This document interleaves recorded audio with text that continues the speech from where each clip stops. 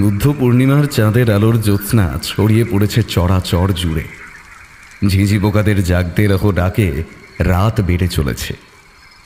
চড়াচড়ের ঠিক মাঝে বিশাল আকারে দাঁড়িয়ে আছে অনন্তপুরের প্রাসাদ। চরাচরের মাঝে উলু বনের ঘাস মাথা দোলাচ্ছে হাওয়ায়। কিন্তু শুধুই কি হাওয়ায়, বনের একটা নির্দিষ্ট অংশ একটু বেশি দুলতে শুরু করেছে। চাঁদের আলোকে খানিক তাচ্ছিল্য করেই বেশ কিছু মশালের লাল হলুদ আলোর সংখ্যা ধীরে ধীরে বাড়তে শুরু করেছে। মুহূর্ত খানিকের মধ্যেই সাজসজ্জায় সজ্জিত রংচঙে ঘুমিয়ে থাকা রাজপ্রাসাদের পিছনের ফটকে ধাক্কা শুরু হল। মিনিট খানিকের ব্যবধানে ঘুমিয়ে থাকা পাহারাদাররা যতক্ষণে সবে চোখ খুলে পরিস্থিতি বুঝতে চেষ্টা করছে, ততক্ষণে রাজবাড়ির ফটক খুলে ভিতরে ঢুকতে শুরু করেছে বেশ কিছু সৈন্য।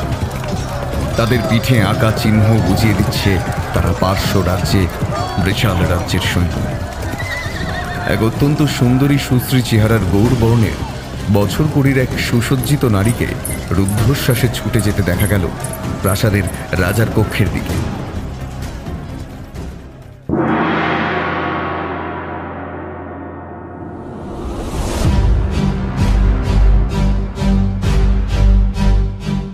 নৈরিতপুর গ্রামে আক্রমণ ঘটায় বৃষাল রাজ্য। বলপূর্বক তুলে নিয়ে যাওয়া হয় সুন্দরী মেয়েদের। দুর্ঘটনা ঘটে যাওয়ার পর সেই গ্রামে গিয়ে পৌঁছয় অনিন্দ্যনাথ। সেখানে পৌঁছে গ্রামের পরিস্থিতি দেখে তিনি ভেঙে পড়েন। তখনই শুনতে পান একটি শিশুর কান্না। তাকে তুলে নিয়ে গিয়ে নিজের কন্যার পরিচয় বড় করেন। তারপর জানা যায় তিনি তার প্রতিশোধ স্পৃহায় সে কন্যাকে গড়ে তুলেছেন বিষকন্যা রূপে, যার নাম বিম্ববতী। ঘটনাচক্রে বিম্ববতীর বিবাহ হয় অনন্তপুরের রাজা নৃপেন্দ্র নারায়ণের সঙ্গে। তখনই বিম্ববতী জানতে পারে সে বিষকন্যা। কিভাবে মুক্তি পাবে বিম্ববতী তার এই বিষকন্যা রূপ থেকে? কি হবে তার ভবিষ্যৎ? জানতে হলে শুনুন আজকের কাহিনী, লেখিকা কৌশিকী বসুর কলমে বিম্ববতী। গল্প পাঠ ও গল্পের সূত্রধার আমি ব্রতদীপ। অন্যান্য চরিত্রে পার্থ, দেবাঞ্জন, খুশি, প্রীতম, দীপ্তিমান, রৌনক ও তৃষা। শুরু হচ্ছে আজকের বিশেষ কাহিনী বিম্ববতী। শুনতে থাকুন।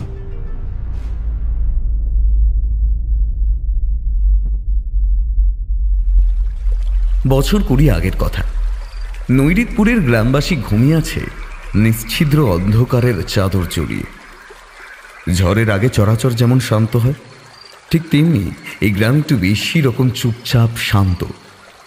পশ্চিম দিক থেকে রাতের নিশ্ছিদ্র অন্ধকার ভেদ করে অন্ধকারের শান্ত ভাবকে বিদ্রোহ করতে এগিয়ে আসছে বেশ কিছু চারপের একসাথে দৌড়ে আসবার শব্দ। ঘুমিয়ে থাকা গ্রামের চকিতে প্রবেশ করল বেশ কিছু ঘোড়ায় চড়া তলোয়ার হাতের সৈন্য। চোখের পলকে গ্রামে শুরু হলো গ্রামবাসী পুরুষ, মহিলা ও বাচ্চাদের আর্ত চিৎকার। কোনো কোনো হতভাগ্য আর্তনাদ করবার সময়টুকুও পেল না। মুহূর্তের মধ্যে গ্রামের পাশ দিয়েই বয়ে চলা নৈরিত নদীতে জলের রং বদলে গেল। জ্যোৎস্নার স্নিগ্ধ আলোয় দেখা গেল জলে ভেসে চলেছে লাল টাটকা গরম রক্ত। মানুষের মাথা, হাত পা ছড়িয়ে রইল এদিক সেদিক। মুহূর্তের রক্তলীলা ঘটিয়ে এই সৈন্যদল বেশ কিছু মহিলাদের চুলের মুঠি ধরে তুলে নিল ঘোড়ায়। টকবক আওয়াজে তারা ছুটে চলল সেই গ্রামে আসবার পথ ধরে। চরাচর আবার আগের মতনই শান্ত। স্নিগ্ধ নরম চাঁদের আলোয় আবার ঘুমিয়ে পড়ল মৃত্যুপুরীর চরাচর। ঠিক তারপরই পূর্ব দিক দিয়ে দ্রুত পায়ে আসতে দেখা গেল একজন মানুষকে। সুঠাম চেহারার ভদ্রলোকের মাথায় লম্বা চুল, চোখের দৃষ্টি তীক্ষ্ণ, পরনে গেরুয়া বসন, হাতে ও গলায় রয়েছে রুদ্রাক্ষের মালা, কাঁধে ঝোলানো একটা মলিন চাদরের পুঁটলি। তিনি দ্রুত উদ্বিগ্ন পায়ে ছুটে চলেছেন গ্রামের দিকে। আরও কিছুটা এগোতেই তিনি দেখতে পেলেন গ্রামে বেশ কিছুক্ষণ আগেই ঘটে যাওয়া রক্তক্ষরণ ও ঘটে চলা অমানবিক মৃত্যুলীলা।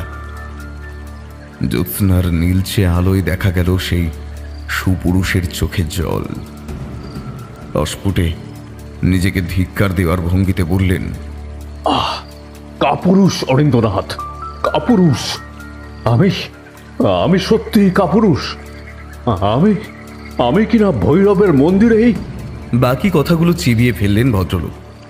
সবে মৃত্যু মিছিল সচক্ষে দেখার পর পিছনে ফিরেছেন, ঠিক তখনই একটা কান্নার শব্দ শুনতে পেলেন। চরাচরে কেউ বেঁচে থাকতে পারে বলে এতক্ষণ মনেই হয়নি তার। বাচ্চাটির কান্নার শব্দ পাওয়ার পর ঘুরে দাঁড়ালেন ভদ্রলোক। কিছুক্ষণ চুপ করে কান্নার দিক ঠিক করলেন। তারপরই কান্নার মালিকের উৎস অনুসন্ধানে পা বাড়ালেন অনিন্দ্যনাথ। বেশ কিছুক্ষণ এদিক ওদিক ঘোরার পর তার চোখে পড়ল একটা ছোট্ট বাড়ির কুটিরের দরজার ঠিক পাশে সাদা কাপড়ে জড়ানো অবস্থায় পড়ে আছে একটা মাসখানেক বয়সের শিশু। তাকে কোলে তুলে নিতেই সে কন্যার মুষ্টিবদ্ধ হাত যেন নতুন লোকের কোল বুঝেই বিদ্রোহ করে উঠল। কিছুক্ষণ তাকে চুপ করানোর বৃথা চেষ্টা করবার পর অনিন্দ্যনাথ বুঝতে পারলেন বাচ্চাটির খিদে পেয়েছে। পূর্বের আকাশ লাল হয়ে এসেছে। অল্প অল্প আলোর নতুন দিনের চাদর সরিয়ে দিচ্ছে রাত্রি শেষের চাদরকে। অনিন্দ্যনাথ মহা বিপদে পড়লেন। এতটুকু বাচ্চার জন্য এবার দুধ কোথা থেকে জোগাড় করবে? দিনের আলো ফুটতেই অনিন্দ্যনাথ একটি গোয়ালির বাড়িতে গিয়ে উপস্থিত হলেন। খানিকটা দুধ একটি পাত্রে নিয়ে ঠান্ডা করলেন সেটাকে। তারপর বাচ্চাটিকে সেটি খাওয়াতে যাওয়ার আগের মুহূর্তেই তার চোখ গেল সামনের ঝোপে থাকা একটা গোলাপি ফুলের দিকে। একটা বিদ্যুৎ ঝলকের মতন হাসির রেখা ফুটে উঠেই মিলিয়ে গেল। তিনি বাচ্চাটিকে সযত্নে নামিয়ে রেখে এগিয়ে গেলেন সেই ফুলগুলির দিকে। তারপর সেখান থেকে বেশ কয়েকটি ফুল তুলে নিয়ে বাচ্চাটিকে আবার কোলে নিয়ে ফিরে চললেন নিজের কুটিরে। নিজের কুটিরে পৌঁছে একটা হামানদিস্তায় পরিষ্কার করে আনা ফুলগুলো দিলেন। তারপর সেগুলোকে গুঁড়ো করে দুধের মধ্যে মিশিয়ে দিলেন। দুধের সাদা রং কিছুক্ষণ পরেই বদলে গেল ঈষৎ লাল বর্ণে। তারপর সেই দুধটাই খাওয়াতে শুরু করলেন বাচ্চাটিকে। বাচ্চাটি প্রথমে স্বাভাবিক দুধের পরিচিত স্বাদ না পাওয়ায় কিছুটা মুখ থেকে বের করে দিলেও পরক্ষণেই আবার বাকি দুধটা হয়তো খিদের জ্বালায় পান করল। সম্পূর্ণ দুধটা পান করানোর পর বাচ্চাটিকে সূর্যের আলোর উৎসের দিকে তুলে ধরলেন। তারপর একটু জোরেই বললেন, আজ থেকে তোর নাম বিম্ববতী। বাচ্চাটির মুখে একটি অমলিন হাসির রেখা ফুটে উঠল। সে কি বুঝল? না, বোধ হয়।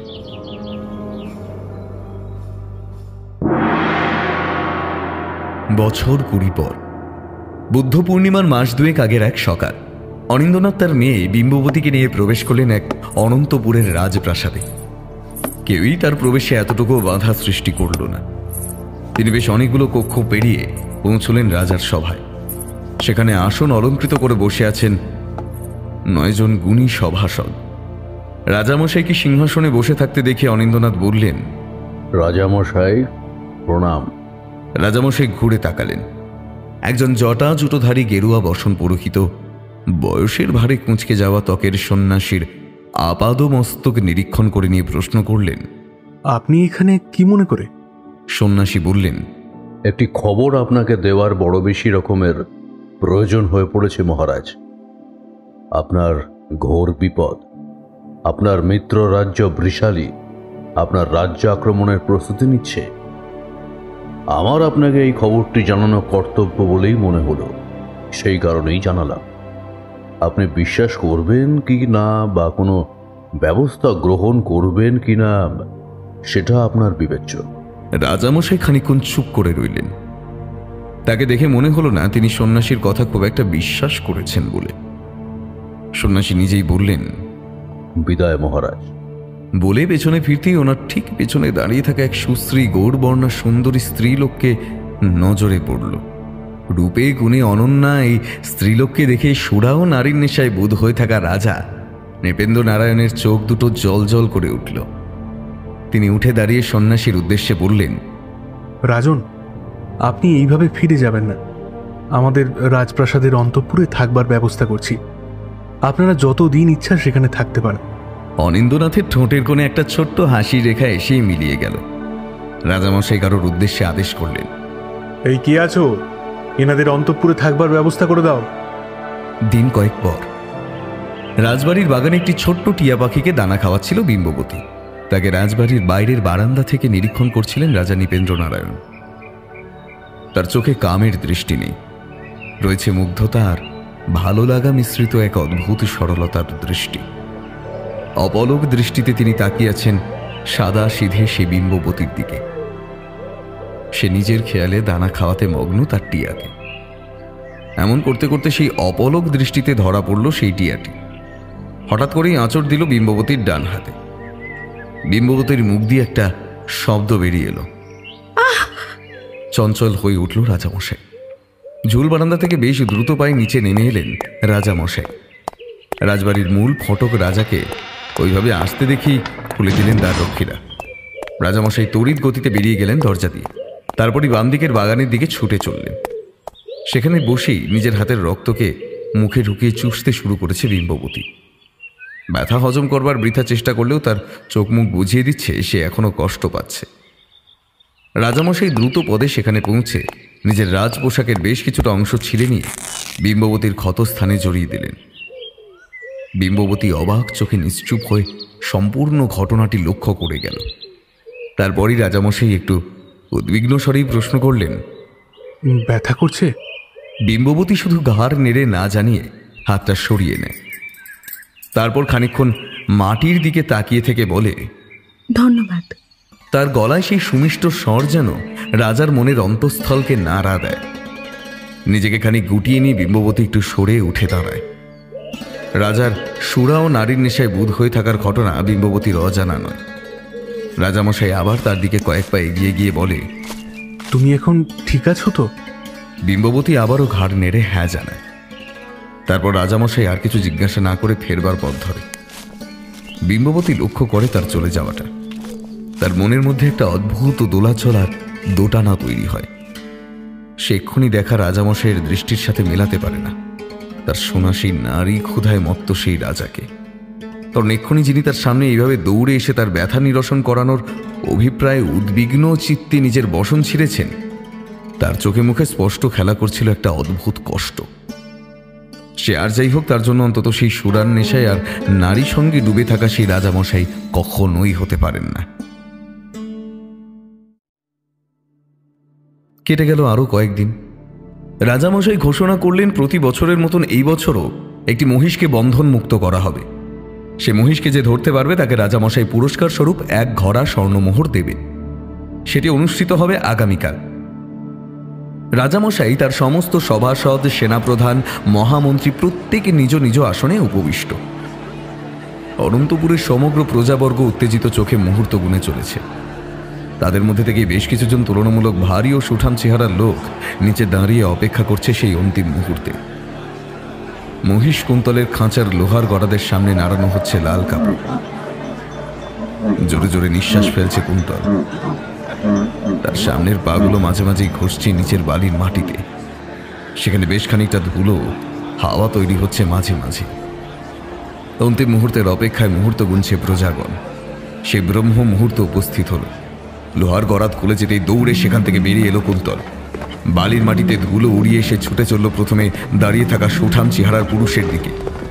সে কুন্তলের মাথার শিংয়ের দিকে হাত বাড়াতেই কুন্তল তার শিংয়ের গোতায় তার পেট ছিন্ন ভিন্ন করে দিতেই একটা আর্তচিৎকারে সমগ্র প্রজাগণ সন্ত্রস্ত চোখে তাকিয়ে রইল ঘটনার দিকে। ঘটনার আকস্মিকতায় অবাক হওয়ার ফুরসতটুকুও হয়তো তারা ঠিকভাবে পেল না। পরের শিকারকেও রক্তাক্ত করেই সে ছুটে চলল তার তৃতীয় শিকারের দিকে। কিন্তু এর মধ্যেই ঘটে গেল একটা অপ্রত্যাশিত ঘটনা। একটি একেবারে ছোট্ট শিশু কিভাবে যেন মাটিতে পড়ে কাঁদতে শুরু করলো। কুন্তল তৃতীয় শিকার হিসেবে মুহূর্তেই বেছে নিয়েছে ওই ক্রন্দনরত শিশুটিকে। সে দৌড়ে যাচ্ছে সেই দিকে। প্রত্যেকের চোখ মুখে ভয়ের ছাপ। অন্তিম মুহূর্তের কথা ভেবে সবাই সন্ত্রস্ত হয়ে ত্রাহি চিৎকার শুরু করলেও কেউই সেখানে এগিয়ে যাওয়ার সাহস পাচ্ছে না। শিশুটি আর কুন্তলের মধ্যে ক্রমশ কমছে দূরত্ব। শিশুটি বোধহয় বুঝতে পেরেই ত্রাহি শব্দে নিজের সমস্ত শক্তি দিয়ে চিৎকার করে কাঁদতে শুরু করেছে। শিশুটির সাথে ঠিক আর হাতখানেকের ব্যবধান কুন্তল। ছবিতে দেখা গেল নৃপেন্দ্র নারায়ণ দুরন্ত গতিতে একেবারে শেষ মুহূর্তে শিশুটিকে তুলে তুলে গুড়িয়ে সরে আসে কুন্তলের পথ থেকে। সশব্দে সে ধাক্কা খায় দেওয়ালে। তারপর সেই হিংস্র আহত বাঘের মতন পা মাটিতে বার দুই ঘষে আরো তীব্র গতিতে দ্বিগুণ জোরে ছুটে আসতে শুরু করে সে। ততক্ষণে রাজামশাই বাচ্চাটিকে তার পরিবারের হাতে তুলে দিয়ে সবে নিজের আসনের দিকে ফিরেছেন। জনগণের মধ্যে থেকে ভেসে আসছে রাজার নামের জয়ধ্বনি। রাজামশাই তাড়িয়ে তাড়িয়ে উপভোগ করতে করতে হাসি মুখে ফিরে চলেছেন বীর দর্পে। অন্যদিকে সবার অলক্ষ্যে ছুটে আসছে কুন্তল, তার দৃষ্টি নিবদ্ধ সেখানে উপস্থিত সব থেকে বেশি সুসজ্জিত ও সব থেকে সম্মানীয় ব্যক্তির দিকে। কিন্তু সেই দিকে কারোর কোনো নজর নেই। রাজামশাইকে আক্রমণ করবার মুহূর্তখানেক আগেই জনস্রোতের মধ্যে থেকে একটা অদ্ভুত চিৎকার শোনা গেল। রাজামশাই সাবধান! কুন্তল! রাজামশাই পিছনে তাকিয়ে বুঝলেন তার কাছে আর এতটুকু সময় নেই। তাও শেষ চেষ্টা করতে কোমরে গুজে রাখা তরোয়ালে হাত দিলেন ঠিকই, তবে সে আর বের করার ফুরসত মিলল না। নিশ্চিত মৃত্যুর বার্তা পেয়ে অন্তিম মুহূর্তের অপেক্ষায় চোখ বুঝলেন। কয়েক সেকেন্ড মৃত্যুপুরীর নিস্তব্ধতা গ্রাস করল। একটা নারী মূর্তি জনগণের মধ্যে থেকে কখন যেন নেমে এসেছে মাঠে। দেখা গেল সেই ততক্ষণে কিভাবে যেন চড়ে বসেছে কুন্তলের পিঠে। শুধু তাই নয়, বিশেষ কায়দায় তার শিং ঘুরিয়ে দিয়েছে অন্যদিকে, আর তারপরই চুলের কাঁটা বাম হাতে নিয়ে সেটাকে এক নিপুণ হস্তে গুজে দিয়েছে কুন্তলের বাম কানের পাশে। একটা ধূপ করে শব্দ শোনা গেল।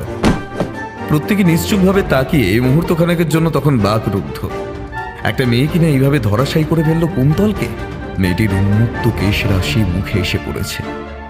মেয়েটি কুন্তলের পিঠ থেকে নেমে হাত ঝেড়ে এগিয়ে আসে রাজামশাইয়ের দিকে। তার দিকে হাত বাড়িয়ে দেয় সে।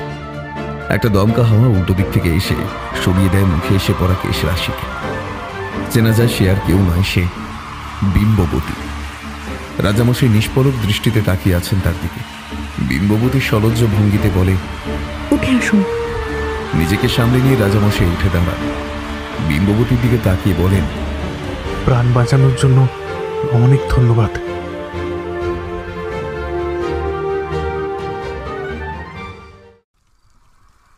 বিকেল গড়িয়ে সন্ধে নেমে আসে। ঝিঝি পোকার দল আবারও ডাকাডাকি শুরু করেছে।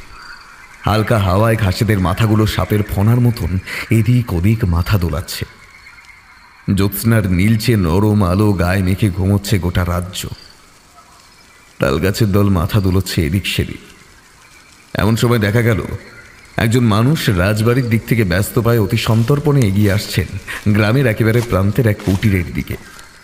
তার চোখে মুখে লোকলজ্জার ভয় স্পষ্ট ফুটে উঠছে। বারবার সে পেছনে সামনে পাশে নিরীক্ষণ করে নিচ্ছে নিজের সতর্ক দৃষ্টি দিয়ে। চলার গতি বাড়াচ্ছে দ্বিগুণ তিনগুণ। গাছপালার জঙ্গল পেরিয়ে আরও খানিকটা এগোতে চেনা গেল তিনি আর কেউ নন, তিনি রাজামশাই। কিন্তু এত রাতে ওই কুটিরে ওনার কি এমন দরকার থাকতে পারে? তিনি কুটিরের দরজার সামনে পৌঁছে একবার টোকা দিলেন। ভেতরের কেউ কোনো সাড়া শব্দ করল না। মুহূর্তখানেক অপেক্ষা করে আরও একবার টোকা দিলেন। ঠিক পর মুহূর্তেই কোথা থেকে যেন একদল শেয়াল তারস্বরে চেঁচিয়ে উঠল।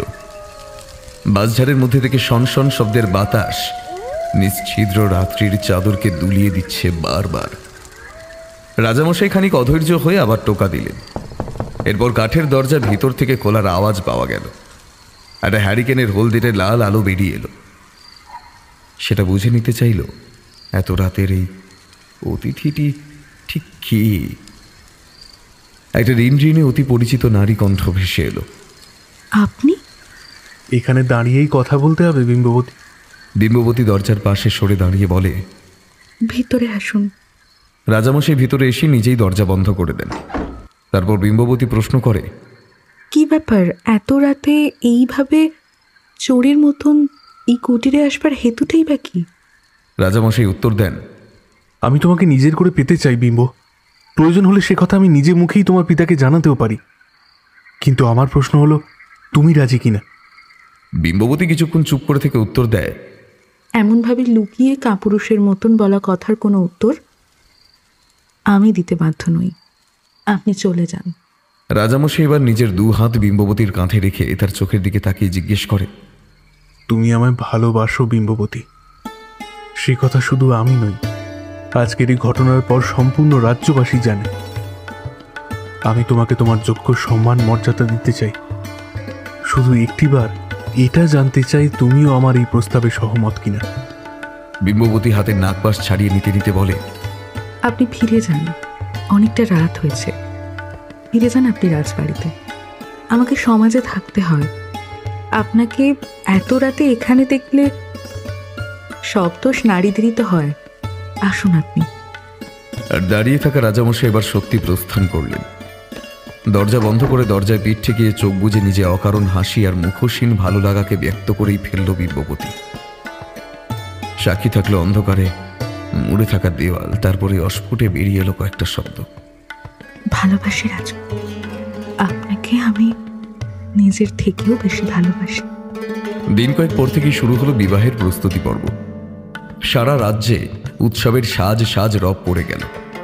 রাজামশাইয়ের নতুন বস্ত্রের মাপ নিয়ে গেলেন বস্ত্র তৈরির লোকেরা। খবর পাওয়া গেল রাজ্যের শেষ প্রান্তেও রাজার পাঠানো দাস দাসী চাকর সবাই মিলেই হাতে হাত দিয়ে কাজ করে চলেছে দিবারাত্র। ইতিমধ্যে সুড়ঙ্গ পথে কোথা থেকে যেন বেরিয়ে আসতে দেখা গেল অনিন্দ্যনাথকে। বিবাহের একদিন আগে বিম্ববতীর কক্ষে গেলেন অনিন্দ্যনাথ। তিনি কি এক জরুরি দরকারে বিম্ববতীকে নিয়ে কিছুক্ষণের জন্য একটু বেরোলেন। পথে যেতে যেতে এই কথা সে বলতে বলতে তিনি বললেন, জানিস মা, আজকে তোকে তোর গল্প বলবো। আজ থেকে প্রায় বছর 20 আগের কথা। তুই তখন সদ্যজাত কোলের শিশু। নৈরিতপুরের কোনো এক দম্পতির সন্তান ছিলি তুই। এমনই একটা দিনে বৃষাল রাজ্যের সৈন্যরা আক্রমণ করে নৈরিতপুর।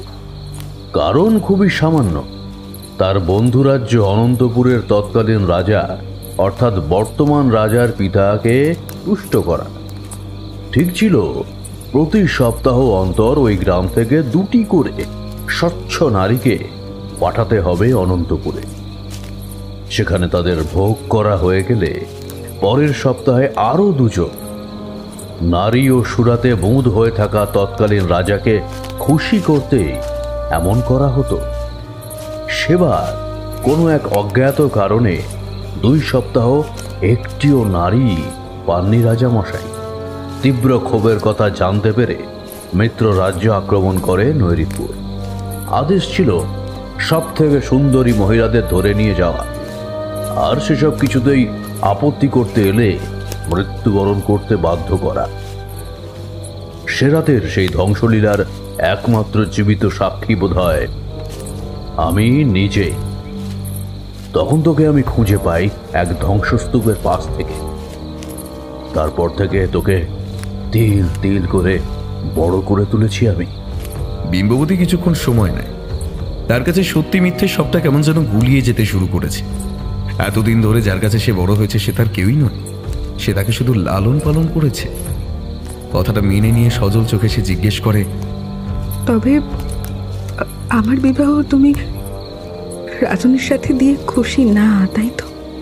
একটা বাঁকা হাসি হেসে অনিন্দ্যনাথ উত্তর দেয়, সে যে আমার কতদিনের বাসনা। অবশ্যই আমি রাজি, তবে এই কথাটুকু তোর জানার প্রয়োজনীয়তা ছিল। সেই কারণে চল, এবার ফিরতে হবে। অদ্ভুত এক দ্বন্দ্বের অদৃশ্য চাদর জড়িয়ে নিয়েছে বিম্ববতীকে। কিন্তু এটুকু সে জানে, তার রাজন তাকে সত্যি ভালোবাসে, আর তার পক্ষে নতুন করে কোনো নারী সঙ্গ করা সম্ভব নয়। বিবাহের প্রাক মুহূর্ত উপস্থিত। কন্যাদান থেকে শুরু করে সমস্ত নিয়মকানুনের পর বিবাহ সম্পন্ন হল। রাজ্যবাসী মহানন্দে প্রীতিভোজ খেয়ে ততক্ষণে বাড়ির পথে পা বাড়িয়েছে। রাজবাড়ির অন্দরমহলের ঘরে ঘরে বুদ্ধ পূর্ণিমার উজ্জ্বল চাঁদের আলো রাজবাড়ির ঝকমকে আলোর রোশনাইতে যেন ফিকে হয়ে এসেছে। রাজবাড়ির রাজার কক্ষের পালঙ্কে তখন বসে আছে এক অপরূপা সুন্দরী নারী। তাকে ফুলের সাজে আরো অনেক বেশি অপরূপা লাগছে। কিছুক্ষণ পর রাজামশাই এসে ঘরে প্রবেশ করলেন। ঘরের দরজা বন্ধ করে এগিয়ে এলেন বিম্ববতীর দিকে। কিছুক্ষণ পরস্পরের দিকে নিষ্পলক দৃষ্টিতে তাকিয়ে থাকার পর রাজামশাই আবারও বিম্ববতীর কাঁধে হাত রাখলেন। বিম্ববতীর দেহে একটা শিহরণ খেলে গেল। সে মুখ নামিয়ে নেয়। রাজামশাই অন্য হাতে তার চিবুক ধরে নিজের মুখের আরো কাছে নিয়ে আসেন। কপালে প্রথমে চুম্বন এঁকে দেন রাজামশাই। তারপর বিম্ববতীর সারা দেহ চুম্বনে চুম্বনে ভরিয়ে তোলেন রাজামশাই। তারপরে সৃষ্টির আদি অকৃত্রিম খেলায় ভাসতে শুরু করতেই বিম্ববতী লজ্জায় নিজেকে কুঁকড়ে নেয়। আদুরে গলায় বলে, আজ থাক রাজন। রাজামশাই জোর করেন না। বেশ কিছুক্ষণ সময় কেটে যায়। রাজামশাই বিম্ববতীকে বাহুবন্ধনে আবদ্ধ করে চোখ বুজিয়েছেন। নিদ্রার কোলে ঢলে পড়েছেন মুহূর্ত খানেকের মধ্যে। কিন্তু বিম্ববতীর চোখে ঘুম নেই। প্রথমবার কোনো পুরুষের স্পর্শের মুগ্ধতা বিরাজ করছে তার মননের প্রত্যেক বিন্দুতে। সে নিজেই হাসতে হাসতে মুখ লুকোচ্ছে অন্ধকারের চাদরে। ঠিক তেমন সময় দরজার ব্যস্তভাবে দুবার টোকা পড়ল। প্রথমে গা না করলেও পরে আবার টোকা পড়ায় বিম্ববতী পালঙ্ক থেকে উঠে নিজের কোমরের ছোট্ট অস্ত্রে একবার হাত দিয়ে দেখে নেয় সেটা ঠিক জায়গায় আছে কিনা। তারপরেই এগোয় দরজার দিকে। দরজা খুলে দেখে সেখানে কেউ কোথাও নেই, আছে শুধু নিশ্ছিদ্র অন্ধকার। বিম্ববতী দরজা বন্ধ করতে যাওয়ার আগের মুহূর্তে একটা কাগজের টুকরো দেখতে পায়। সেটাকে হাতে নিয়ে লণ্ঠনের আলো খানিকটা বাড়িয়ে নিয়ে দেখে সেখানে লেখা, জরুরি দরকার, ভৈরব মন্দিরে পৌঁছাও, ইতি অনিন্দ্যনাথ। তার বাবা হঠাৎ এত রাত্রে তাকে এইভাবে কেন ডেকে পাঠাচ্ছেন বুঝতে পারে না বিম্ববতী। নিদ্রামগ্ন রাজনের দিকে একবার তাকিয়ে নেয় সে, তারপর রওনা দেয় পিতার উদ্দেশ্যে। রাজবাড়ির পেছনের ফটক দিয়ে বেরিয়ে খানিকটা দৌড়েই পৌঁছয় ভৈরব মন্দিরে। সেখানে তার বাবার উৎকণ্ঠা স্পষ্ট নজরে পড়ে। সেখানে হাঁপাতে হাঁপাতে প্রশ্ন করে, কি হয়েছে বাবা? আপনি এইভাবে আমাকে এখানে আজকের রাত্রে, হয়েছেটা কি? কথা শেষ করতে না দিয়ে অনিন্দ্যনাথ বলে ওঠেন, আর একটিও কথা নয় মা, চল, আমাদের এক্ষুনি পালাতে হবে, এক্ষুনি। বিম্ববতী অবাক চোখে প্রশ্ন করে, কিন্তু কেন? অনিন্দ্যনাথ বললেন, এত প্রশ্নের উত্তর দেওয়ার সময় এখন নেই আমার কাছে, চল মা। বিম্ববতী দৃঢ় কণ্ঠে বললেন, আমাকে উত্তর না দিলে আমি এক পাও কোথাও যাব না। বৃষাল রাজ্য আক্রমণ করছে অনন্তপুর রাজ্য। অনেক সাজ রব এই রাজ্যে, প্রত্যেকেই আমোদ প্রমোদ করছেন। ক্লান্ত শরীরের সমস্ত রক্ষীও নিদ্রামগ্ন। অনন্তপুর নিশ্চিহ্ন করবার এর থেকে উত্তম সুযোগ আর কি বা হতে পারে? ওই দেখ, দেখতে পাচ্ছিস? ওই যে সুড়ঙ্গর মধ্য থেকে উঠে আসছে সৈন্যদল। আজ নিশ্চিহ্ন হবে গোটা অনন্তপুর। ইতিহাসের পাতায় আজকের পর থেকে হারিয়ে যাবে এই নাম, হারিয়ে যাবে। বিম্ববতী কান্না মাখা স্বরে বলে, কিন্তু কেন করলেন এসব? অনিন্দ্যনাথ উত্তর দেয়, প্রতিশোধ। তোর মা বাবা সহ অগন্তি সাধারণ মানুষকে অত্যাচার করে নির্দ্বিধায় মেরে ফেলবার প্রতিশোধ নিতে তিল তিল করে তোকে গড়ে তুলেছি। সেই কারণে এবার চল মা, চল, আমাদের অনেক দূর চলে যেতে হবে, চল। বিম্ববতী দুপা পিছিয়ে আসে, তারপর দৃঢ় কণ্ঠে বলে, রানী বিম্ববতীর রাজ্যের এখন ঘোর বিপদ। তাকে না বাঁচিয়ে এমন দায়িত্ব জ্ঞানহীনের মতন পালিয়ে আমি যাব না, কিছুতেই যাব না। রাজন এখনো ঘুমিয়ে আছেন, ওনাকে এক্ষুনি খবরটা দিতে হবে। যে করেই হোক ওনাকে আমায় জাগাতে হবেই। বিম্ববতী পিছনে ফিরতেই অনিন্দ্যনাথ বলেন, তোর রাজন আর কোনোদিনও বেঁচে উঠবে না রে মা। সে অপরাজেয়, সে আমি নিজেও জানি। এই তাই তুই কোনো সাধারণ নারী নোস মা। তোকে তিল তিল করে আমি গড়ে তুলেছি। আমি রোজ তোর পানীয় দুগ্ধে মিশিয়ে গেছি এক বিশেষ ধরনের ফুলের রস, যা তোকে পরিণত করেছে এক বিশেষ মানুষে। তোর সঙ্গে প্রথমবার যে সঙ্গমে লিপ্ত হবে তার মৃত্যু অনিবার্য। তাই চলে আয় মা, এই ভুল আর করিস না, চলে আয়। ভৈরব মন্দিরের পাশে রাখা ঘোড়াগুলো চঞ্চল হতে উঠল। বিম্ববতী আর মুহূর্তের জন্য অপেক্ষা না করে ঘোড়ায় উঠে পিঠে চাবুক মেরে তাকে ছুটিয়ে দিল রাজবাড়ির দিকে। তার মনে এখনো আশা আছে তার রাজনকে এখনো বাঁচানো সম্ভব। আর যেভাবেই হোক রাজনের গায়ে আঁচ লাগবার আগেই তাকে জাগানো ভীষণ জরুরি। এখন তার কাছে স্পষ্ট হয়ে যাচ্ছে সেই টিয়ার মৃত্যুর কারণ। পেছন থেকে অন্তিম চিৎকার শোনা গেল, ফিরে আয়, এই ভুল করিস না মা, করিস না। সেসব কিছুই তখন মাথায় ঢুকছে না বিম্ববতীর। তার মনে তখন শেষ রক্ষা করবার এক ক্ষীণ আশার প্রদীপ শিখা দেখা দিয়েছে। মুহূর্ত খানিকের মধ্যেই সাজসজ্জায় সজ্জিত রংচঙে ঘুমিয়ে থাকা রাজপ্রাসাদের পেছনের ফটকে ধাক্কা শুরু হলো। মিনিট খানিকের ব্যবধানে ঘুমিয়ে থাকা পাহারাদাররা যতক্ষণে সবে চোখ খুলে পরিস্থিতি বুঝতে চেষ্টা করছে, ততক্ষণে রাজবাড়ির সামনের ফটক খুলে ভেতরে ঢুকতে শুরু করেছে বেশ কিছু সৈন্য। তাদের পিঠে আঁকা চিহ্ন বুঝিয়ে দিচ্ছে তারা পার্শ্ব রাজ্যে বৃষাল রাজ্যের সৈন্য। অনিন্দ্যনাথের চোখের সামনে থেকে মিলিয়ে যায় বিম্ববতী। বিম্ববতী পেছনের ফটক দিয়ে প্রবেশ করে ফটক আটকে দেওয়ার নির্দেশ দেয়। প্রহরীদের দিয়ে সৈন্যদলকে খবর পাঠানোর আদেশ দেয়। তাদের জানাতে বলে বিপদের কথা। নিজের ঊর্ধ্বশ্বাসে ছুটে চলে রাজপ্রাসাদের রাজকক্ষের উদ্দেশ্যে। রাজকক্ষে প্রবেশের আগের মুহূর্তে বিম্ববতী দেখতে পায় একজন কালো পোশাক পরিহিত লোক ভীষণ সন্তর্পণে এগিয়ে আসছে রাজার ঘরের দিকে। দিকবিদিক জ্ঞান শূন্য হয়ে কোমরে গুজে রাখা ছুরির আঘাতে তাকে মুহূর্তে ধরাশায়ী করে কক্ষে প্রবেশ করেই ভেতর থেকে দরজা বন্ধ করে দেন রানী বিম্ববতী। লণ্ঠনের আলোর শিখা আরো খানিক বাড়িয়ে রাজনের নিদ্রা ভাঙাতে অগ্রসর হন। রাজন উঠে বসে রানীর অমন চিন্তিত ও উদ্বিগ্ন চিত্ত দেখে প্রশ্নের চোখে তাকায়। বিম্ববতী বিন্দুমাত্র ভূমিকা না করে জানায়, রাজন, রাজন, অনন্তপুরের সমূহ বিপদ। বৃষালী রাজ্য আক্রমণ করেছে আমাদের রাজ্যে। ওদের সৈন্যদল ঢুকে পড়েছে আমাদের রাজপ্রাসাদের অন্দরে। ওদের মধ্যে একজন আপনার কক্ষে এক্ষুনি প্রবেশ করতে যাচ্ছিল, কিন্তু সেই মুহূর্তেই আমি এসে পড়েছিলাম আর তাকে আমি নিজে হাতে হত্যা করেছি। আপনি চলুন রাজন, আমরা একসাথে লড়াই করব। চিন্তা করবেন না, সৈন্যদলকে আদেশ দিয়েই এসেছি, তারা এতক্ষণে নিশ্চয়ই রণে নেমে পড়েছে। বাকিটা আমরা সামলে নেব। চলুন রাজন। রাজন অবাক হয়ে প্রশ্ন করে, কিন্তু বিম্ব, তুমি সমরবিদ্যা?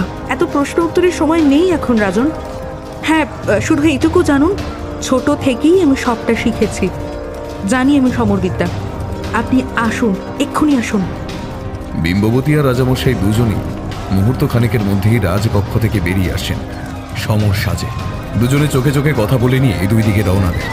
তখন নিচের তলা থেকে ভেসে আসছে মুহুর্মুহু তরোয়াল চালানোর শব্দ, ঘোড়ার ঘুরের শব্দ, মধ্যে মধ্যে ঘোড়াদের চিৎকার, আর মাঝে মাঝে ঝনঝন আওয়াজের সাথে সংবাদ দিচ্ছে মানুষের মৃত্যু মুহূর্তের অন্তিম আর্তনাদ। রক্তে ভিজে উঠেছে অনন্তপুরের মাটি। অঙ্গ ছিন্ন হয়ে মৃত্যুর বিস্তীর্ণ কোলে ঢলে পড়ছে কত শত মানুষ। একদিকে রানী বিম্ববতী আর অপরদিকে রাজামশাই প্রতিহত করছেন শত্রুপক্ষকে।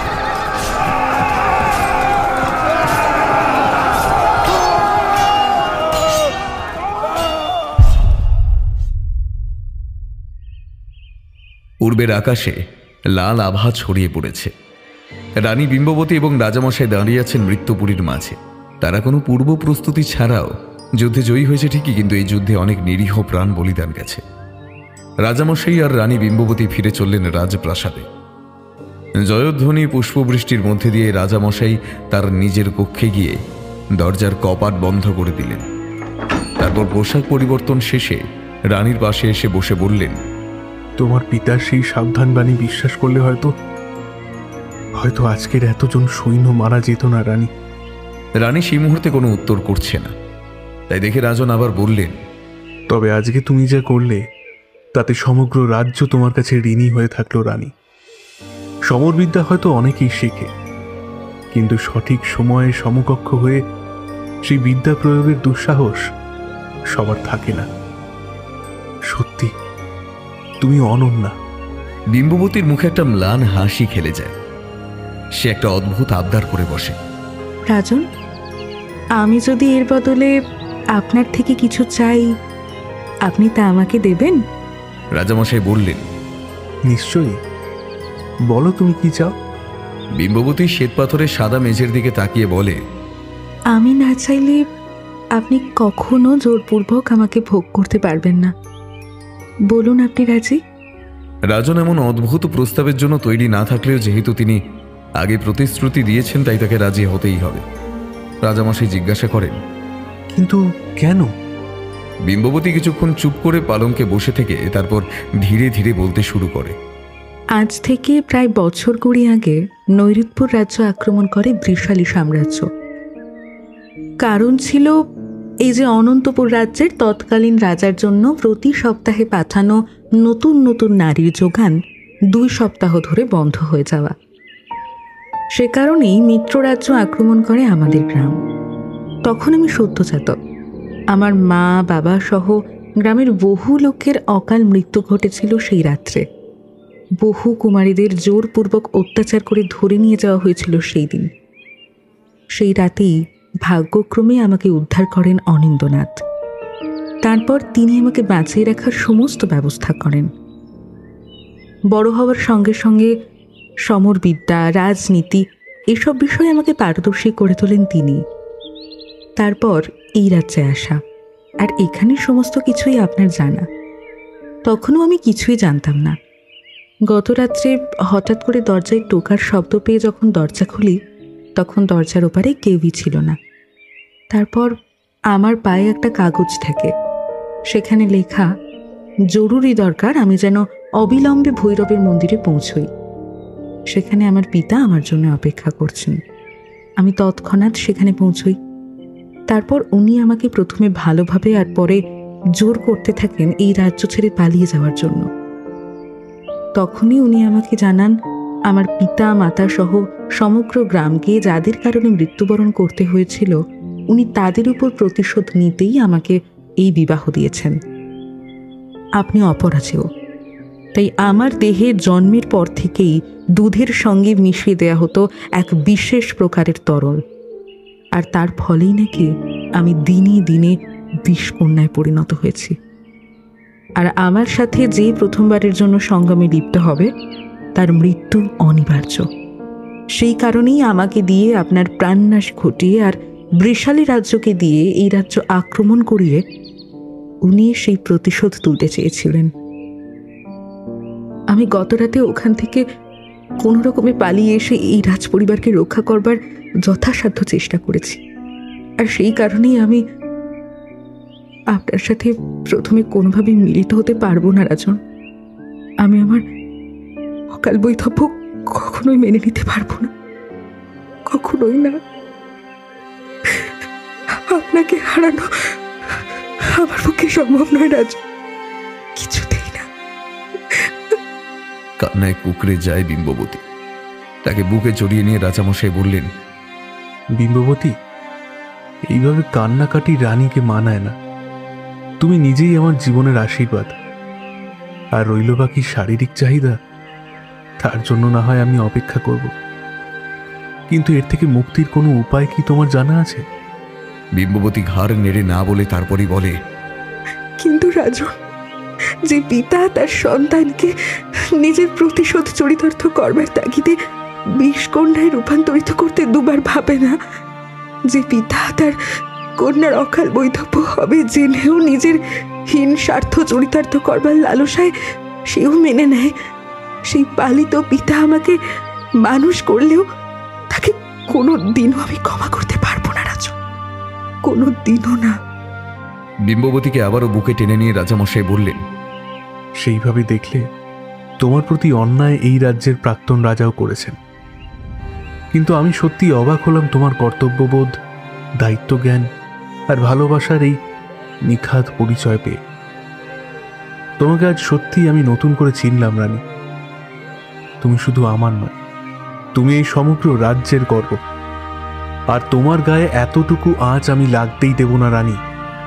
তবে আমাদের সাবধান থাকতে হবে। আহত বাঘ সাধারণ বাঘের থেকে অনেক অনেক বেশি শক্তিশালী। আপাতত চোখের জল মুছে আমাদের জয়ের আনন্দে ভাসার সময় রানী, আর আমার রানীর চোখে জল নয়, আগুন মারায়।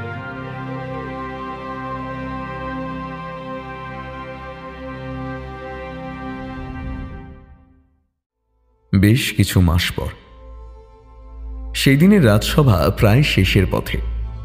এমন সময় একজন বণিক গোছের লোক ভরা রাজসভায় ক্লান্ত পরিশ্রান্ত দেহে প্রবেশ করলেন।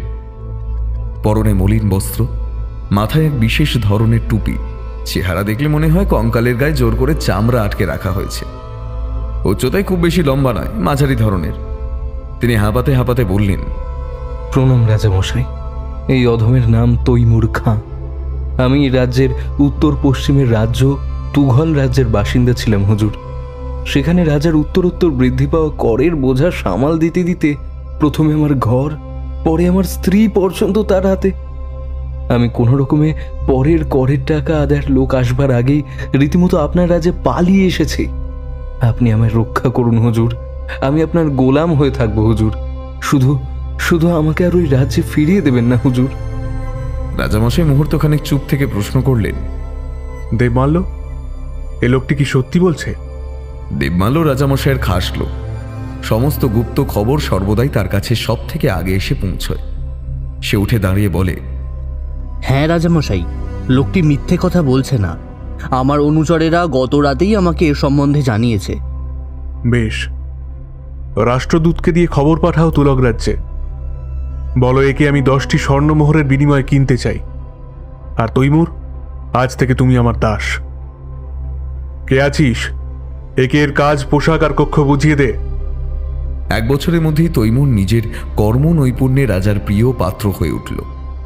রাজসভার কাজ সম্পন্ন করে রাজামশাই সবে প্রস্থানের উদ্যোগ করছেন, এমন সময় গুপ্তচরের মুখে খবর এলো, উত্তর পূর্ব দিক থেকে ঘনিয়ে এসেছে আঁধার। রেমাল রাজ তার সৈন্য সামন্ত নিয়ে প্রায় মাস খানেক যুদ্ধ করবার পর অনন্তপুর রাজ্যের দিকে পা বাড়িয়েছেন। ওদের সামরিক বাহিনী এই রাজ্যের বাহিনীর থেকে অনেক বেশি শক্তিশালী হলেও এত যুদ্ধ করতে করতে তারা ক্লান্ত হয়ে পড়েছে। সেই কারণেই উত্তর পূর্বের মরুভূমির মরুদ্যানের কাছে এসে অস্থায়ী আস্তানা গড়ে তারা বিশ্রাম নিচ্ছেন। তবে আরও একটি খবর আছে রাজামশাই। রাজামশাই ইশারায় সেটি বলতে বললে গুপ্তচর আরও বলে, ওদের সেনাপতি মোহাম্মদ আলী অত্যন্ত বুদ্ধিমান এবং কুটিল বুদ্ধিসম্পন্ন ব্যক্তি। সে সৈন্যদলের হৃত উদ্যমতা পুনরুদ্ধারের জন্য সুরা এবং নারীর ব্যবস্থা করার চেষ্টা করছে মহারাজ। আমাদের রাজ্যের এখন ঘোর বিপদ। রাজামশাইয়ের চোখে চিন্তার ভাঁজ পড়ল। রানী বিম্ববতী রাজসভায় বসে সমস্তটাই শুনলেন। তারপর গুপ্তচর প্রণাম করে বিদায় নিলে তিনি রাজামশাইকে আশ্বস্ত করে অত্যন্ত ধীর স্বরে বললেন, আমার মনে হয় আমাদের রাজগুরুর পরামর্শ নেওয়া আবশ্যক। আমাদের অবিলম্বে তার কক্ষে যাওয়া প্রয়োজন। তিনি নিশ্চয়ই কোনো না কোনো উপায় আমাদের বলবেন। রাজামশাই রাজসভা শেষ করে সেই দিনই রানীকে নিয়ে পৌঁছন রাজার গরুর কক্ষে। তিনি নটরাজ পুজোর কাজ শেষ করে প্রসাদী ফুল মিষ্টি রাজা ও রানীর হাতে দিয়ে নিজেই বললেন, আমি সমস্ত খবরই পেয়েছি, তবে ওদের সঙ্গে সম্মুখ সমরে গেলে কিন্তু আমাদের রাজ্য ধূলিসাৎ হয়ে যাবে রাজামশাই। আমাদের ওই পরিমাণ লোকবল, অর্থ, সম্পত্তি কিংবা সামরিক অস্ত্র কোনোটাই ওদেরকে পরাস্ত করবার জন্য কিন্তু যথেষ্ট নয়।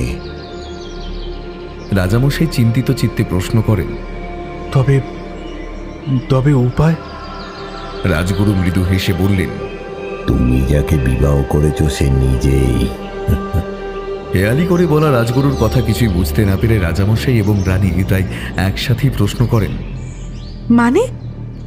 রাজগুরু বলেন, রাজ জ্যোতিষীর কাছ থেকে আমি আগেই এমন কিছু আভাস পেয়েছিলাম, আর তারপরেই আমি কবিরাজ শরীফুলকে নিয়ে সেই বিশেষ ফুল যা ছোট থেকে দুগ্ধের সাথে তোমায় সেবন করানো হয়েছিল, সেই ফুলের রস রানী বিম্ববতীর তৈরি করা মহিলা সৈনিকদের খাদ্যের সঙ্গে মিশিয়েছি।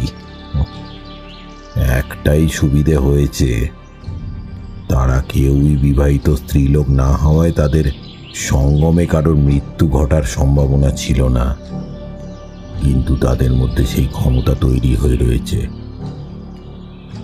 তারা সামরিক দিক থেকে শক্তিশালী হলেও তুমি একটু খেয়াল করলেই বুঝবে তারা গত 1 বছরের রূপে এবং গুণে অন্য নারীদের থেকে পৃথক হয়ে উঠেছে।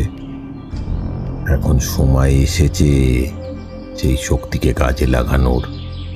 রানী বিষয়ের অর্থ বুঝতে পেরেও প্রশ্ন করলেন, আপনি কি বলতে চাইছেন গুরুদেব? রাজগুরু শান্ত চোখে বললেন, তোমার তৈরি সৈনিকদের সতীত্ব বিসর্জন দিতে হবে রাজ্যের মানুষের হিতের জন্য। বিম্ববতী দুপা পিছিয়ে যায়, কাঁপা কাঁপা কণ্ঠে বলে ওঠে, এই যে অন্যায়। আর আমি কিভাবে আমার সৈন্যদের এমন একটা কথা? রাজগুরু দৃঢ় কণ্ঠে জবাব দেন, বিবেচনা তোমাদের, কিন্তু আমার মতে এই একটাই উপায় আছে তাদের পরাজিত করবার। কিন্তু এ তো ছল গুরুদেব। ছলের আশ্রয় নিয়ে এইভাবে যুদ্ধে জেতা কি অধর্ম নয়? গুরুদেব হেসে জবাব দেন, না, এক্ষেত্রে নয়।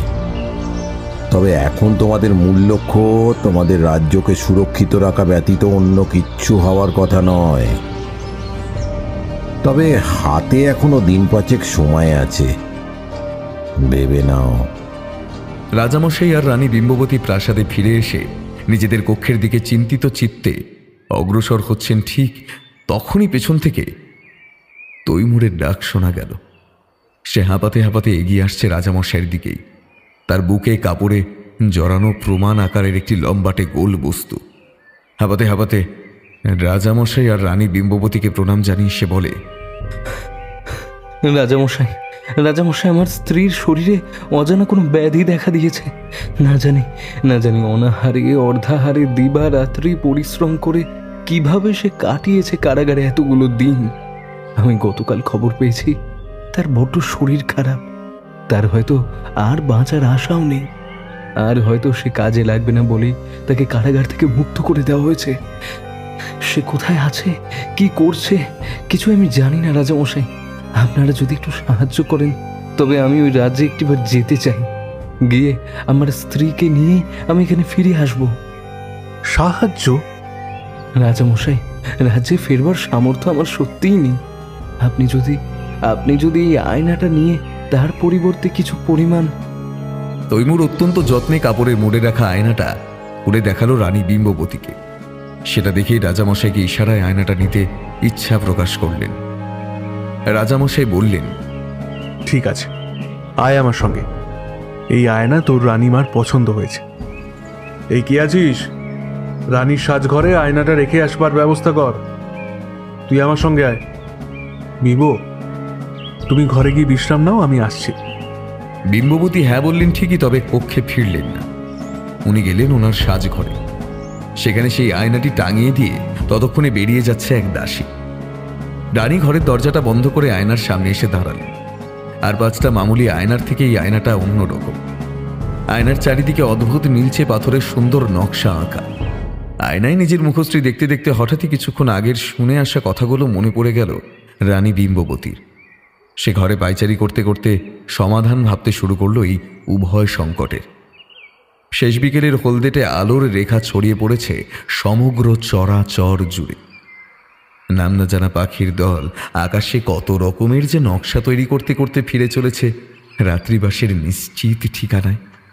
সবুজ মাঠে সারাদিন ছাগল গরু নিয়ে চড়াতে আসা রাখাল হাট হাট শব্দে নিজের পোষ্যদের নিয়ে ফিরে চলেছে নিজের ঘরে। রাজবাড়ির ছাদে সারাদিন উড়তে থাকা সব থেকে বড় পতাকা নামিয়ে নেওয়া হচ্ছে। দূরের কুটিরগুলো থেকে ভেসে আসছে শাঁখের আওয়াজ। ক্লান্ত দিন ঢলে পড়েছে তার সন্ধ্যার কূলে। চারিদিকের আলোকে ঘুম পাড়িয়ে দিচ্ছে নিশ্ছিদ্র কালো অন্ধকার। কখন যে এতটা সময় কেটে গেছে রানীমা সে কথা খেয়ালই করেননি। চোখ খুলে তিনি বুঝতে পারলেন নিজের অজান্তেই কাঠের চেয়ারে বসে তার চোখ জোড়া লেগে এসেছিল। ঘরে এখন নিশ্ছিদ্র অন্ধকার। রানীমা একটা আদেশ করলেই বাইরের দাসীরা এসে ঘরের বাতি জ্বালিয়ে দিয়ে যাবে জেনেও তিনি বললেন না। নিজেই অন্ধকারে চোখ সয়ে আসতে উঠে লণ্ঠনের হলদেটে আলোর শিখা কিছুটা বাড়িয়ে দিলেন। তারপর পেছন ফিরেই তার চোখ পড়ল সেই আয়নার দিকে। আয়নার চারিদিকের সেই নীলচে পাথরগুলো থেকে যেন মনে হচ্ছে হালকা নীল রঙের রশ্মি বেরোচ্ছে। রানীমা আয়নার আরো কাছে এগিয়ে গেলেন। ভালো করে নিরীক্ষণ করে দেখলেন তিনি এতটুকু ভুল দেখেননি। আয়নার সামনে গিয়ে বসলেন বিম্ববতী। তারপরে আয়নার গায়ে হাত বুলিয়ে দিলেন। তারপরে আয়নায় অদ্ভুতভাবে ফুটে উঠল একটা নারী মূর্তি। রানী বিম্ববতী কিছুটা দূরে সরে এলেন। এটা যদি তার ভ্রম হয় তবে তো প্রতিবিম্বেরও দূরত্ব বদলানোর কথা ছিল, কিন্তু কই, সে তো একই জায়গায় একইভাবে নিষ্পলক দৃষ্টিতে তাকিয়ে রয়েছে। রানী বিম্ববতী কেঁপে যাওয়া কণ্ঠে প্রশ্ন করলেন, কি তুমি? আয়নার মধ্যেকার রিনে নারী কণ্ঠে উত্তর আসে, আমি তো তোমারই একটা অংশ। রানী বিম্ববতী একটু হকচকিয়ে যায়। তারপর অবিশ্বাসের সুরে বলে, কি? আয়নার মধ্যেকার সেই মূর্তিটা অল্প হেসে উঠে বলে, বন্ধু হবে আমার? আমি তোমার বিষয়ে সব জানি, সব। রানী বিম্ববতী ঠিক বুঝে উঠতে পারেন না তার কি বলা উচিত, কিন্তু কিসের যেন অমোঘ আকর্ষণে তিনি এগিয়ে গিয়ে বসেন আয়নার সামনে। ওপারে নারী মূর্তি আরো স্পষ্ট হয়। সেই একই রকম নাক, একই রকম চোখ, নীল চোখের মনি, ঠোঁটের নিচে ছোট্ট তিল, একইভাবে আঁচড়ানো কেশ, সবিকল যেন দ্বিতীয় বিম্ববতীর সামনে বসে আছেন রানীমা। রানী বিম্ববতীর গলার স্বর আটকে গেছে। তিনি চেষ্টা করেও কোনো প্রশ্ন করতে পারছেন না। সেই মূর্তি আবার কথা বলে উঠল, যে সংকটে তুই উপস্থিত হয়েছিস তার সমাধান আমার জানা আছে।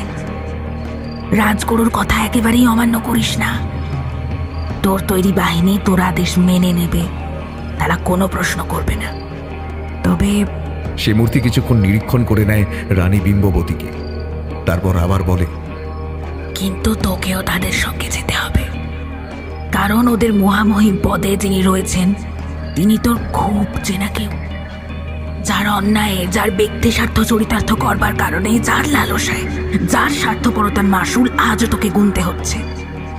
বিবাহের এতগুলো দিন অতিবাহিত হওয়ার পরও ঠিক যে ভয়ে রাজার সাথে তুই মিলিত হতে পারিসনি, সেই ভয় তৈরির মূলে যে মানুষটি, তিনি আবার এইভাবে ফিরে আসছেন তোদের সাম্রাজ্য ধ্বংস করবার অভিপ্রায়। তবে যদি তুই আমার কথা শুনে চলিস, তবে হয়তো এই রাজ্যবাসীর সঙ্গে সঙ্গে তুইও তোর বিবাহ পরবর্তী কুমারী জীবন থেকে অব্যাহতি পাবি। বিম্ববতী মন্ত্রমুগ্ধের মতন সমস্ত কথা শুনে চলে।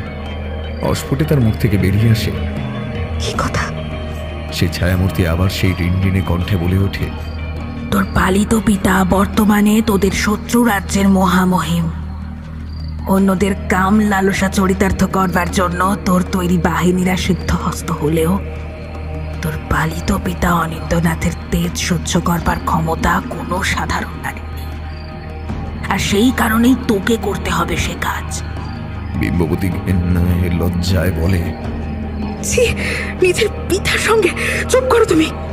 ছায়ামূর্তি আবার তাচ্ছিল্যের ভঙ্গিতে হেসে ওঠে, ভুলে যাস না, সে তোর পালিত পিতা, নিজের পিতা নয়। আর দ্বিতীয়ত, তোকে সেই বিষকন্যায় পরিণত করেছে দিনের পর দিন ধরে। আজ সময় এসেছে তাকে শাস্তি দেবার। তোকে তার সঙ্গেই মিলিত হতে হবে। তোদের মিলনের পরই হবে তোর পালিত পিতার মৃত্যু। আর তোর পিতার মৃত্যু ঘটলে এবং পাশাপাশি এতজন সৈন্যের অকাল মৃত্যু ঘটলে শত্রুপক্ষের রাজা কোনোভাবেই যুদ্ধ এগিয়ে নিয়ে যাওয়ার দুঃসাহস দেখাবেন না। অর্থাৎ এটি একমাত্র উপায় যাতে দুটি কর্ম একই সাথে সম্পন্ন হবে। তোর মধ্যেকার বিষকন্যা চিরতরে বিনষ্ট হবে, আর তার সাথে সাথেই তোর প্রতি অন্যায় করা, নিজের প্রতিশোধের জন্য তুরুপে তাস হিসাবে ব্যবহার করা এবং তোর অকাল বৈধব্যের কারণ তৈরি করতে যে দুবারও ভাবেনি, তার মৃত্যু ঘটবে। রানী বিম্ববতীর মন সায় দেয় না। সে বলে, কিন্তু এ যে অধর্ম। আবারও ছায়ামূর্তি হেসে ওঠে, তারপর বলে, অধর্ম? কিসে অধর্ম? সে তো তোর জন্মদাতা পিতা নয়। তবে বিম্ববতীর মনে আরো একটি প্রশ্নের উদয় হয়। সে জিজ্ঞাসা করে, কিন্তু তিনি তো আমাকে চেনেন। তিনি যদি আমাকে চিনে ফেলেন, তবে তিনি সব জেনে বুঝে আমার সঙ্গে সংগ্রামে লিপ্ত হবেনই বা কেন? ছায়ামূর্তি এবার একটু দৃঢ় স্বরে বলে, তার উপরে আবেশ তৈরি করতে হবে, আর সে কাজ তোর দেহে প্রবেশ করে আমিই করব। সে তোকে কিছুতেই চিনতে পারবে না। বিম্ববতী কিছুক্ষণ নীরব থেকে আবার প্রশ্ন করে, কিন্তু তুমি এত সব কিছু কেন করবে আমার জন্য? তুমি কে? কি তোমার পরিচয়? তোমায় কি কেউ বন্দি করে রেখেছে? আর তুমি এত কিছু জানলেই বা কেমন করে? ছায়ামূর্তি প্রশ্নবান শুনে হেসে ওঠে, তারপর বলে, আগামীকাল নিজের পালিত পিতাকে মৃত্যুর কোলে শয়ন করিয়ে এসে আমার সামনে বসলেই তোকে আমি সমস্তটা জানাবো, কিন্তু তার আগে নয়। তবে তোকে কথা দিতে হবে, তুই আগামীকাল কার্যসিদ্ধির আগে পর্যন্ত আমার কথা কাউকে জানাবি না, এমনকি রাজামশাইকেও নয়। তবে হ্যাঁ, তুই চাইলে তুই কি করতে চলেছিস সে কথা জানাতে পারিস। বিদায় বন্ধু। আয়নার দিকে তাকিয়ে কিছু বলতে যাওয়ার আগেই রানী বিম্ববতী খেয়াল করে আয়নাটা পরিণত হয়েছে অতি সাধারণ মামুলি আয়নায়। সেখানে ফুটে উঠেছে রানীর উদ্বিগ্ন চিত্তের প্রতিবিম্ব। আয়নার চারিদিকের নীল আলো কোথাও যেন হারিয়ে গেছে। বিম্ববতী ঘটনা প্রবাহের কারণে বেশ কিছুক্ষণ নিশ্চুপ হয়ে বসে রইলেন। তারপরই রুদ্ধশ্বাসে ছুটলেন রাজনের কক্ষে। সেখানে রাজামশাই দেওয়াল জোড়া মস্ত জানালার সামনে দাঁড়িয়ে আছেন। ঘরের মধ্যে এসে পড়েছে নরম জ্যোৎস্না। রাজনকে পেছন থেকে গিয়ে জড়িয়ে ধরেন রানী বিম্ববতী। বিম্ববতীর হাঁপড়ের মতন ওঠানামা করা হৃৎপিণ্ডের গতি অনুভব করে রাজামশাই তার বাহুবন্ধন থেকে তাকে মুক্ত করে তার দিকে ফিরে প্রশ্ন করেন, কি হয়েছে বিম্ব? বিম্ববতী ভীষণ ভয় পেয়ে আছে মনে হয়। রানী আবারও আশ্রয় খুঁজে নেয় রাজনের বুকে। তারপর রাজামশাই তাকে খানিকটা আশ্বস্ত করে আবার প্রশ্ন করেন, তখন রাজামশাইকে সমস্ত ঘটনার কথা জানিয়ে রানী বিম্ববতী বলেন, কিন্তু আপনার সাথে এমন একটা অন্যায়, এমন ব্যভিচার আমি কি করে করব রাজন, কি করে? রাজামশাই ক্ষণিকের জন্য কিছু ভেবে নেয়, তারপর ধীরে ধীরে বলে, রানী, ব্যভিচার যদি বলো তবে সে আমিও একাধিকবার করেছি। বিবাহ পূর্বে ইচ্ছাকৃতভাবে নিজেই মিলিত হয়েছি একাধিক নারী শরীরের সঙ্গে।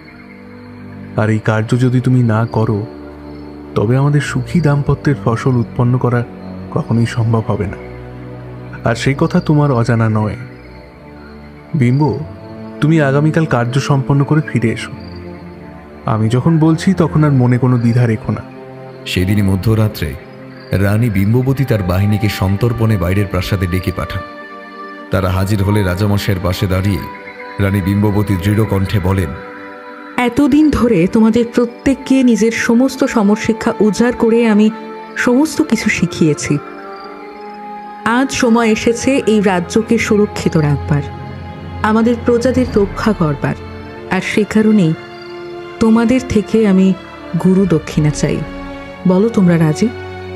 বাহিনীর প্রত্যেকজন এক কথায় সম্মতিসূচক প্রত্যুত্তর দেন। রানীমা একবার রাজনের দিকে তাকিয়ে নেন। তিনি চোখের ইশারায় তাকে বাকিটা বলতে বলেন। রানী বিম্ববতী বলেন, মেয়েদের সব থেকে বড় যে আবরণ, যে সতীত্ব, তা বিসর্জন দিতে হবে। না হলে এই রাজ্য, এই প্রজা, এই গোটা সাম্রাজ্য তছনছ হয়ে যাবে। বলো, তোমরা কি এই প্রস্তাবে রাজি? এবার উত্তর আসতে একটু সময় লাগলো। মুহূর্তখানেক পর অম্বা অর্থাৎ বাহিনীর নেত্রী এগিয়ে এসে বলে, আমরা রাজ্যের হিতের স্বার্থে সবকিছু করতে প্রস্তুত। আনন্দের চোখের জল বাঁধনা মেনে রানীমার গালবে নেমে আসে। তারপরই রানীমা সবাইকে মানচিত্রে চিহ্নিত করে বোঝাতে শুরু করেন তাদের যাত্রাপথ এবং যাত্রা সম্পন্ন করে তারা কোন রাস্তায় আবার ফিরে আসবে সেই পথ। আর তাদের জরুরিকালীন সুরক্ষার জন্য তাদের ছদ্মবেশ নিয়ে উপস্থিত থাকবে অনন্তপুর রাজ্যের সামরিক বাহিনীর এক অংশ, আর তাদের নেতৃত্ব দেবে দেবমাল্য। পরদিন কাক ভোরে উঠে রাজগুরুর হোম তিলক কপালে এঁকে তার আশীর্বাদ মাথায় নিয়ে ঘোড়ায় চড়ে রওনা দেয় রানী বিম্ববতী ও তার সমগ্র বাহিনী। মরুদ্যানের পাশে অজস্র তাঁবু খাটিয়ে বিশ্রাম নিচ্ছে শত্রুপক্ষের সৈন্যদল। তাঁবুর একেবারে মাঝের সব থেকে বড় তাঁবুতে রয়েছেন রাজা, আর তারই পাশের তাঁবুতে রয়েছেন মহামহিম। দেবমাল্য ছদ্মবেশী ওদেরই এক রক্ষীর সঙ্গে বাঁকা হাসি আর কি সব বাক্য বিনিময় করে নেয়। তারপরে চোখের ইশারায় রানী বিম্ববতীকে বুঝিয়ে দেয় সে ব্যবস্থা করে ফেলেছে। রানী তার বাহিনীদের সঙ্গে নিয়ে এগিয়ে যায়। দ্বাররক্ষীদের কাছে থাকা পূর্বের আদেশ মতন তারা একজন নারীকে এক একটা তাঁবুতে প্রায় ফেলে ফেলে দিয়ে আসতে শুরু করে। সঙ্গে সুযোগ বুঝে মেয়েদের পিঠে কোমরেও হাত বুলিয়ে নিজেদের পিপাসা মেটায়। তৃষ্ণার্ত চাতকের মতন প্রথম জল পাবার উল্লাস ধ্বনি শোনা যায় এক একটি তাঁবু থেকে। সূর্যের অল্প আলোয় তৈরি হওয়া ছায়া ওঠানামায় স্পষ্ট বোঝা যায় তাদের এতদিনের কাম ক্ষুধা মেটাতে তারা নিজেদের সর্বশক্তি প্রয়োগ করা শুরু করেছে। সর্বশেষে রানী বিম্ববতীকে টেনে নিয়ে গিয়ে ফেলা হলো মহামহিমের পক্ষে। বিম্ববতী অনুভব করে তার মধ্যে কোনো অপরাধ বোধ, কোনো অনুভূতি কিছুই কাজ করছে না। সেখানিকটা যন্ত্রের মতন আরও কাছে চলে যায় অনিন্দ্যনাথের। অনিন্দ্যনাথ এতদিন পরে এমনভাবে পাওয়া নারী সঙ্গ পাওয়ার পরই বিন্দুমাত্র সময় নষ্ট না করে নিজের কাম ক্ষুধা মেটাতে অগ্রসর হন। সৃষ্টির আদি অকৃত্রিম খেলা চলতে থাকে বেশ কিছুক্ষণ। তারপর বিম্ববতী অনুভব করে অনিন্দ্যনাথের শরীরটা ধীরে ধীরে ঝিমিয়ে পড়ছে তারই শরীরের উপর। বিম্ববতী বুঝে নেয় ঠিক কি ঘটেছে। নিজেকে খুব সন্তর্পণে কাম্পাস থেকে মুক্ত করে সরে আসে। নিজের বস্ত্র ঠিক করে নিয়ে দরজার দিকে এগিয়ে যায়। দরজা করার আগের মুহূর্তে শেষবারের মতন একবার তাকায় অনিন্দ্যনাথের দিকে। তার গৌরবর্ণ শরীরটা নীলচে হতে শুরু করেছে। চোখ মুখ ফ্যাকাশে হচ্ছে ধীরে, অতি ধীরে। দ্রুত পায়ে রানী বিম্ববতী শত্রুপক্ষের আস্তানা থেকে বেরিয়ে আসে। পৌঁছে দেখে সেখানে তার আগেই তার সম্পূর্ণ বাহিনী উপস্থিত। কাল বিলম্ব না করে তারা ফিরে চলে নিজেদের রাজার উদ্দেশ্যে। দিনের আলো ততক্ষণে নিভে এসেছে। রাজপ্রাসাদে পৌঁছে অবগাহন সেরে নিজের ক্লান্ত শরীরটাকে টানতে টানতে রানী বিম্ববতী পৌঁছন সাজঘরে। দরজা সশব্দে ভেতর থেকে বন্ধ করে দেন। গিয়ে বসেন সেই আয়নার সামনে। কোনো প্রশ্ন করবার জোর তার আর নেই। এতক্ষণে তার সমস্ত অনুভূতি, বিচার বোধ সে ফিরে পেয়েছে। চোখের অবিরাম অশ্রুধারায় ভিজে যাচ্ছে রানীর বস্ত্র। তিনি শব্দ করে কেঁদে উঠে বলেন, কেন কেন আমাকে দিয়ে করালে এমন অন্যায়? কেন করালে? আমি আমার নিজেরই বাবাকে। তীব্র অপরাধ বোধ যখন কুড়ে কুড়ে খেতে শুরু করেছে, রানী বিম্ববতীকে ঠিক তখনই আবারও সেই শেষ দিনের মতন নীলচে আলোর রেখা বিচ্ছুরিত হয়ে পড়িয়ে দেয় সারা ঘর। তারপর ধীরে ধীরে আবার স্পষ্ট হয়ে ওঠে সেই অবিকল এক মুখ। সেই আজকে বেশ হাসি হাসি মুখে বলে, আজ তোকে আমার পরিচয় জানাবো বন্ধু। আমি কেন এখানে, আমি কে, সব উত্তর আজ দেব তোকে। বিম্ববতী কান্না মুছে ছলছল চোখে তার দিকে তাকায়। সেই ঋণঋণে কণ্ঠে বলতে শুরু করে, আজ থেকে প্রায় বছর 26 কি 27 বছর আগের ঘটনা। তখনও তোর জন্ম হয়নি। তুরস্কের এক হাট থেকে তোর নিজের পিতা আমাকে তার ঘরে নিয়ে আসেন। সেখানে থাকতে থাকতেই আমি জানতে পারি তোর পিতা এবং তোর মাতা দুজনই দক্ষিণাচারী তান্ত্রিক, অর্থাৎ তারা নিজ গৃহে থেকে তন্ত্র সাধনা করে। তিনি তার কোনো এক সাধনায় কোনোভাবে জানতে পারেন যে তোর আগমনের খুশির সংবাদ আসবে তাদের জীবনে, এবং সেই সাথে এও জানতে পারেন যে একটা বড় ঝড় আসতে চলেছে নৈরিতপুর গ্রামে, এবং তাতেই ধ্বংস হয়ে যাবে সমগ্র গ্রাম। তার দিন কয়েকের মধ্যেই তোর এই পৃথিবীতে আগমন ঘটে। তোর পিতা চাইলেও তার অসুস্থ স্ত্রীকে নিয়ে অন্যত্র পালিয়ে যেতে পারেন না। সেই মুহূর্তে পিতা মাতার অবর্তমানে যদি তুই কোনোভাবে বেঁচে যাস, তবে যাতে তোকে তোর পথ প্রদর্শনের জন্য কেউ অন্তত থাকে, সেই কারণেই আমাকে তৈরি করেন। তোর জন্মের সময়ে প্রথম চুল দিয়ে এক বিশেষ উপায়ে তোর ভবিষ্যৎ সত্তাকে আমার মধ্যে প্রতিস্থাপিত করে আর আমাকে এই আয়নায় প্রতিস্থাপিত করা হয়, অর্থাৎ এখন যেখানে আমি থাকি। এই কোনো মামুলি আয়না নয়। এই আয়না এমন এক আয়না যা কোনোভাবেই নষ্ট করা সম্ভব নয়।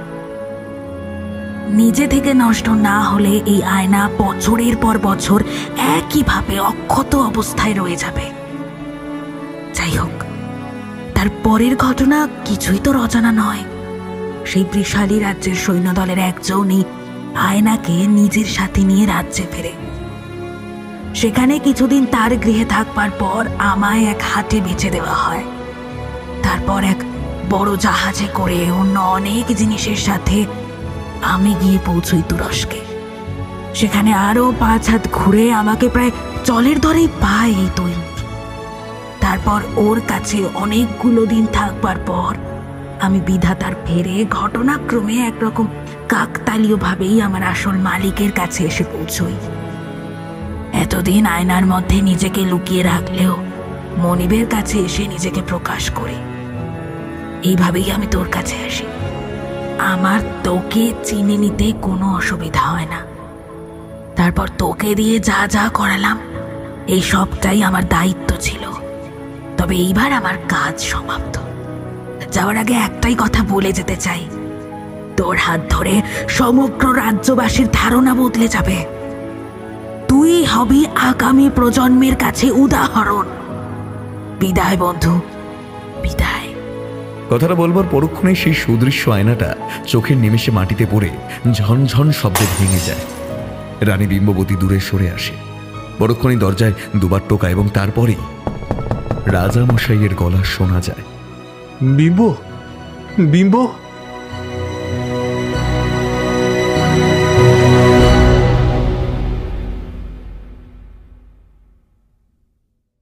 শুনছিলেন লেখিকা খুশি বসুর কলমে একটি টানটান ঐতিহাসিক ভয় মিশ্রিত কাহিনী বিম্ববতী।